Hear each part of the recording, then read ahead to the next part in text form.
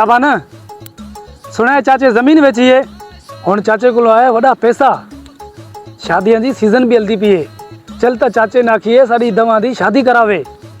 ध्यान वाकई सलाह तो सफा तेरी भली है, लेकिन अगर इस दफा भी चाचे शादी तो मना के था ना तो चाचे ने तुम्हें घुटा दे के मारेंगे। चल हाँ चल। यार पैसा आया जाम पोड़ा होना जाना शादी क्यों ना करा आवे ना तो छड़ा छाट मार जावा मानू आखण हिम्मत कुआरा मर गए।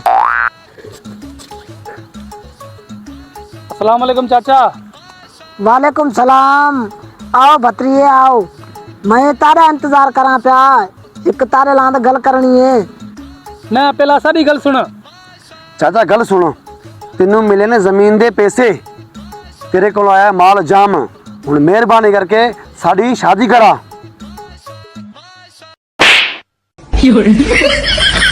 चाचा कुआरा बैठा है, आप मोतबर घोट हुए बैठे नहीं।